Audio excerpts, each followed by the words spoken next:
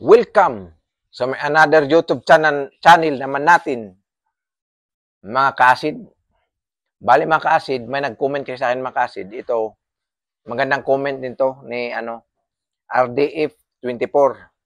Sabi niya, magugulatin ka rin ba dati? Sabi niya, magugulatin ba daw ako dati? Kapag nagugutom ka ba, nag-iiba ang pakiramdam mo?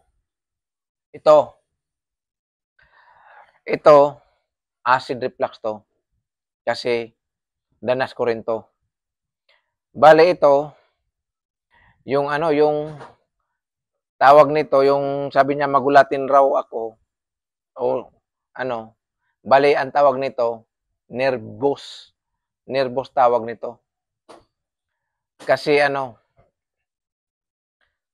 ibig niyan sabihin, yung bigla lang may paparating na, tapos bigla kang magulat na gano'n na parang, basta magulatin ka ng gano'n na, kasi ako dati gano'n parang magulat ako lalo na pag may tao sa likod na gano'n na parang magulat ako niya na, biglang magulat na, parang nervous tawag na, parang magulat na, parang matakot.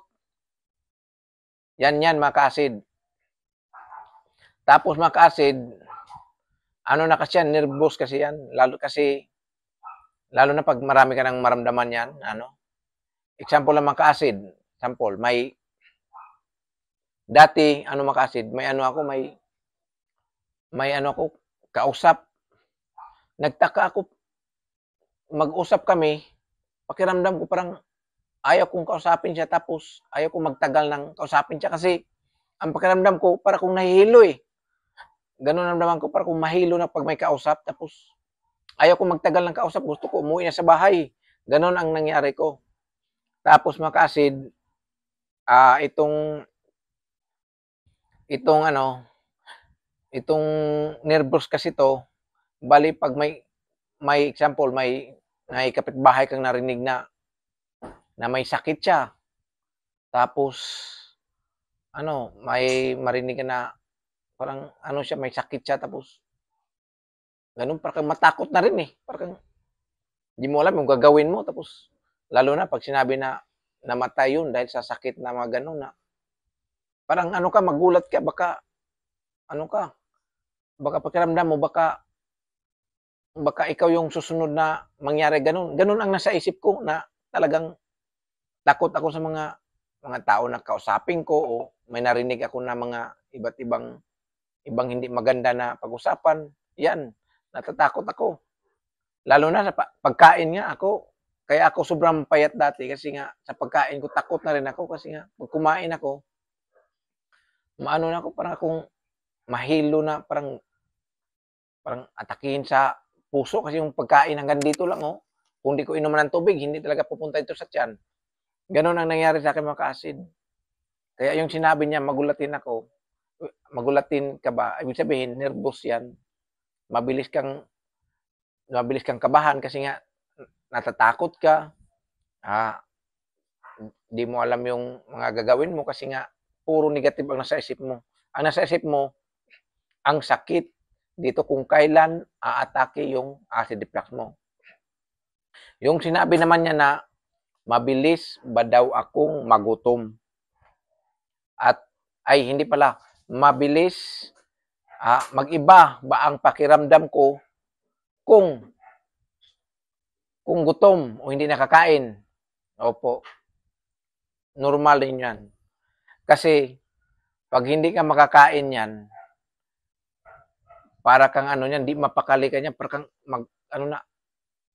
parang gutom ka na muna, yung kamay mo dito, mamamanhid yan. Parang mamamanhid yan dito, tapos yung tuhod mo parang manghina yan, tapos yung katawan mo parang manginig yan, ganun.